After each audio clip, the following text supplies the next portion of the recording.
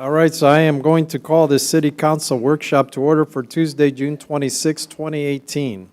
And let the record show that the entire council, except Mrs. Fleming, she had to leave, she asked to leave, she wasn't feeling well, is present.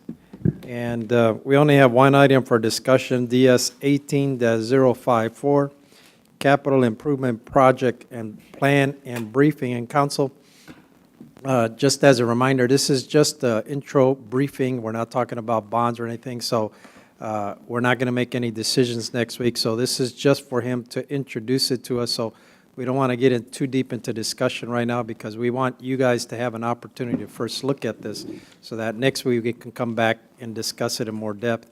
And then after that, continue the discussion. So with that, Mr. Olson, welcome. Thank you, Mr. Mayor. As the mayor said, this is intended to be an introduction and an overview briefing of the Comprehensive Capital Improvements Program. You should have a document in front of you titled Capital Improvements Program for fiscal year 19. What we're asking is that you will review this document over the course of the next week. We will reconvene next week to have further discussion on this. And as the mayor said, we're not asking for any decision tonight. We're not asking for any decision surrounding any kind of future bond action or anything such as that. We're simply giving you information. So we'll start with just a little bit of background. The city charter does require a 5-year capital improvements program to be produced on an annual basis. And you'll recall on April 10th, 2018, we adopted the capital projects policies. Using these policies, departmental and utility master plans, and coordinated with previous feedback received from City Council, City staff has prepared this draft 5-year CIP. Just a couple of three definitions we're going to touch on quickly that we will refer to occasionally throughout this briefing. A capital improvements project. This is a project in excess of $100,000 that has a useful life greater than 1 year. And when we use the term improvements project, we're referring to a project that is a new construction or an expansion project. So if we're adding a lane to a roadway, if we're adding a wing to a facility, those are new constructions or expansions. When we refer to a capital maintenance project, all the first part of that definition still applies. The difference, though, being that a maintenance project is a project that is a remodel, reconstruction, or rehabilitation of an existing facility. This means that it's not getting any larger, it's simply getting a new face or a new gut system. The final piece is a capital equipment project. This capital equipment expenditure, again, greater than $100,000, longer than 1 year of useful life, but this is more along the lines of a piece of equipment, a vehicle, tools, or other similar items that are not straightforward construction-related projects. So with that, we're going to use commonly the term project type. When we're referring to a project type, this is partially a funding source referral, and this is partially just the general category you'll put it in. You'll see here some of the project types that are listed that are included in this year's plan. We have aviation, facilities. This is an improvement to any building. Could be a parking lot outside of a building as well. Parks and recreation are those included as trail projects and any expansion of parks facilities. Environmental services you hear commonly referred to as drainage from time to time as well. And the others are pretty self-explanatory. When we look at funding categories and funding sources, what you're going to see is a reference to fund balance, basically. Through our financial governance policies, we've somewhat adopted this terminology as the CIP fund, the governmental CIP fund. That means general fund, could be some of our special funds, debt service funds. Those type of funds are all governmental. And if it's a capital project, it's a governmental CIP fund. So anytime we're using fund balance to pay for something, you're going to see it referred to as the fund itself and then CIP. Another funding source we lumped into one large category is grant and reimbursement program. This is money we could receive from TxDOT. It could be money that we receive from FAA for an airport project. Anything where we're, at the end of the day, not footing the bottom dollar for that project falls into that category. And the final piece that we'll talk on here is bond. We lump this into governmental bonds. That covers things like roadways, parks, facilities, such as that. Drainage bonds cover drainage projects. Water and sewer bonds cover water and sewer projects. And typically, your drainage bond or your water and sewer bond may be a revenue bond. Historically, with the city of Killeen, we've used water and sewer as the only revenue bond that we have historically issued. So this gives you a pie chart that's got kind of an overall summary. This is the total dollar figure by project type. So you see your project types listed there on the left. The largest project type in both funding and number of projects is water and sewer projects. That is one of our more healthy funds. We have available resources there to do these projects, and multiple projects will be moving forward. We go to the next slide. This gives you kind of an overview of the projects by funding source then. And again, you'll notice here, for instance, there's a water and sewer bond and there's a water and sewer CIP. So there may be a piece there. In this case, you've got $5.5 million roughly in water and sewer bonds called for fiscal year 19, and then you have $150,000 in water and sewer CIP, which is fund balance from the capital fund that's intended to be used. All of these numbers also are summarized in many different table formats inside of your packet. I also forgot to mention, due to an omission of a couple of projects that were listed as funded that probably shouldn't have been listed as funded, we did revise these slides from what you have in your packet. In the back side of that booklet, there's a printout of the slides that did revise, and where the previous two slides we just went through were two of those. I just have one question for you. I remember a few weeks ago, just getting clarification, a few weeks ago when we were talking about bonds, Mr. Olson said something about something being at 33% and that we couldn't take out any more bonds. What kind of bonds was he talking about at that point in time? We're talking about tax-backed bonds. Those are going to be your governmental bonds. Okay. And that's per our adopted financial policies. We have a target goal that's lower than our current capacity. So there would be no new debt issued as a governmental bond without a new revenue source associated with it. Okay, so we're not taking out any, like you said, we're not taking out any governmental bonds. This plan proposes no new debt. Okay.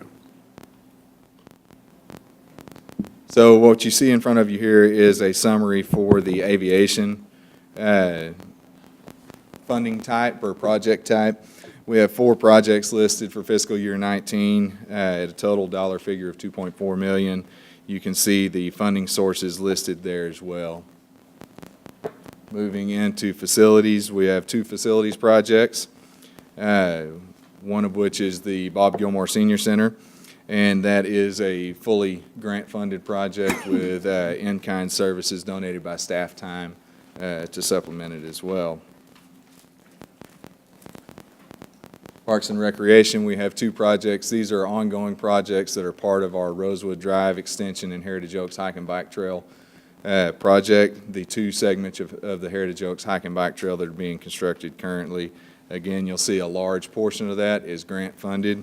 And what you see listed as a governmental bond, that is an existing bond that we already have in place that is paying for this project.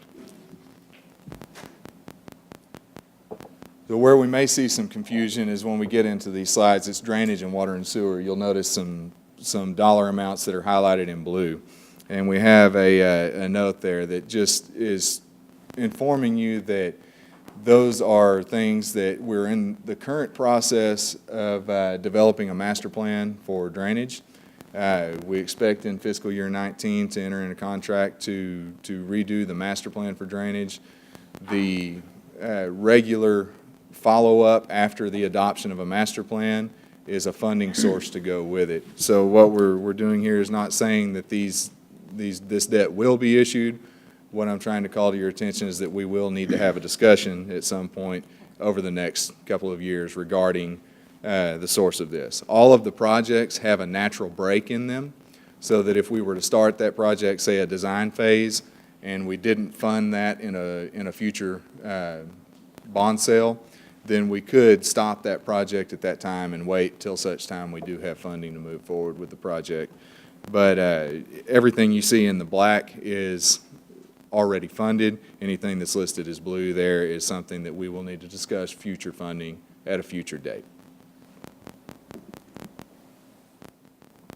Moving into streets and traffic, these are basically projects that are already moving forward. They're already ongoing, they're already under construction, and we anticipate to close them out in fiscal year 19. Again, you'll notice that a very large portion of that is funded through grants and reimbursement programs. The last general project type is water and sewer.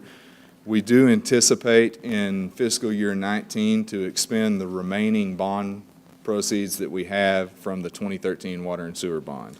So what you see is that we have a little bit of money left over in the 2013 water and sewer bond. However, after fiscal year 19, we expect that that will be depleted. We're currently in process with a water and sewer master plan. We expect it to be ready for discussion surrounding the adoption in fiscal year 19. And a normal discussion that would follow would be a discussion surrounding any funding sources for the projects identified by that master plan.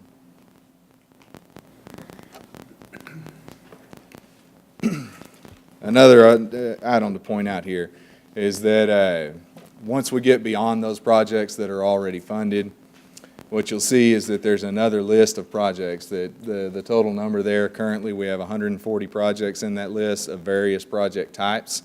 All of those are contained inside of the plan document itself.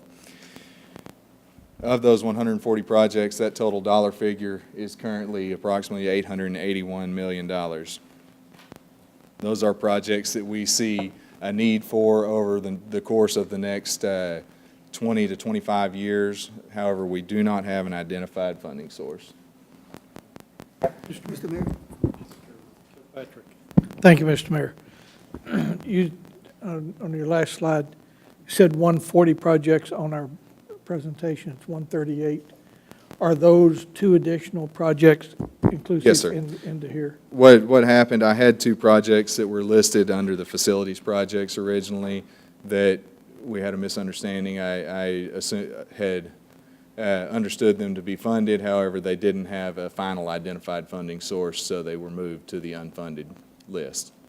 Thank you, Mr. Mayor. It's in the Thank you, David. update right here in your book. Mr. Rivera. No, it was the same question. And that's the dollar figure went up by that same amount. Added two projects, dollar figure went up, and two came off of the funded list for fiscal year 19. So our next steps for this item, what we're asking is that you review the document that you received today. For the use of the public, this document will be posted on the website after the conclusion of this meeting at some point, either tonight or early tomorrow. We ask that you review that plan and you offer comments. Focus a lot on the projects that are funded in fiscal year 19. If you have any questions about funding sources. And then another key piece to focus on is that unfunded list. You'll notice that the unfunded list has a priority ranking by project type. So that is what, based on master plans, the capital projects policies, the feedback that we've received from council historically, that's our best guess at what that project priority task is. What we need feedback from council on is if you see something that needs to move up or down on that list, this list will be what we use as a staff to try to move that next project forward. So as we begin to develop projects, we'll look to the long-range unfunded and start to try to move those out of that unfunded category and into a funded category as quickly as possible. Mrs. Nash King.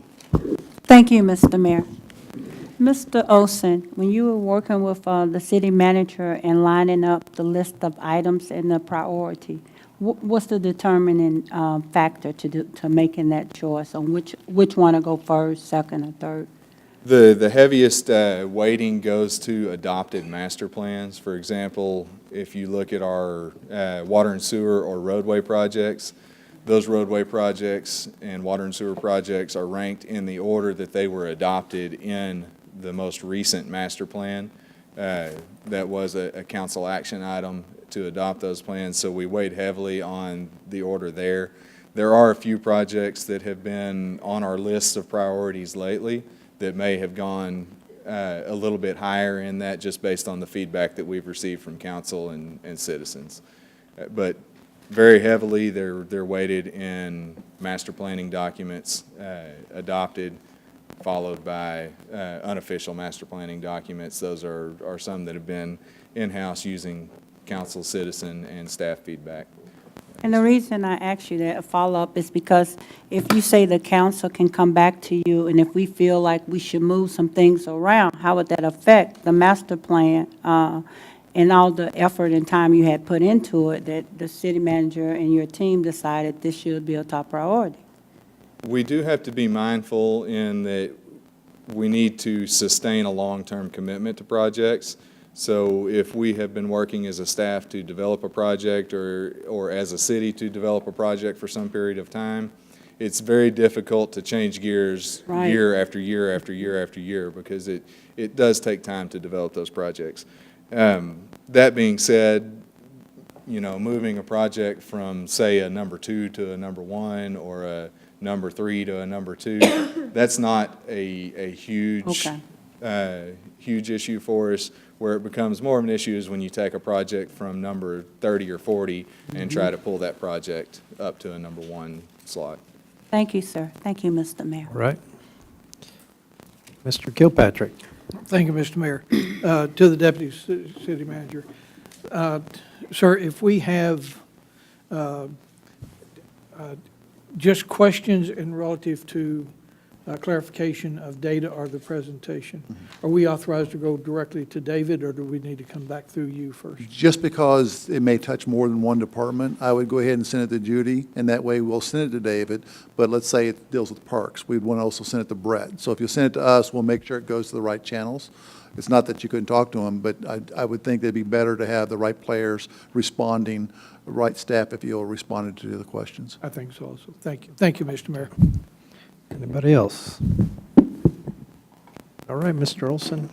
And the last thing I'll point out here, our next scheduled discussion on this item is going to be July 3rd. That's next Tuesday. We'll reconvene, pick up, and discuss in greater detail the specifics of this plan and where you may have questions or would like to offer your feedback. With that, I know at some point we're going to have to talk about the revenue sources and stuff like that, but next week, is that going to be part of the agenda or not? we can have general discussions about revenue sources. What I'll say with our fiscal year 19 plan is it's, from a funding perspective, it's very limited. So it was somewhat easy to put together what was funded because the funding sources are limited, and it's basically what's currently under construction or currently under design. Where we will start to have more difficulty is when we start to identify how to fund the long list of unfunded long-range projects. Yeah, because I think that's where the challenge is, because I think as council members, I know that it's important that we take care of all our capital, so we know, I think, that part. But it's always a difficult choice. It's like, how do you pay for all this stuff? And that's the big discussion that we need to start having here pretty soon, whether bond or something else, so. All right. Anybody else? Anything else? Well, I think that's it, Mr. Olson. Good job. Thank you. Make a motion to adjourn? Second. Motion by Mr. Kilpatrick, second by Mrs. Nash King to adjourn. Everybody that wants to adjourn, just say aye. Aye. We are adjourned. Thank you.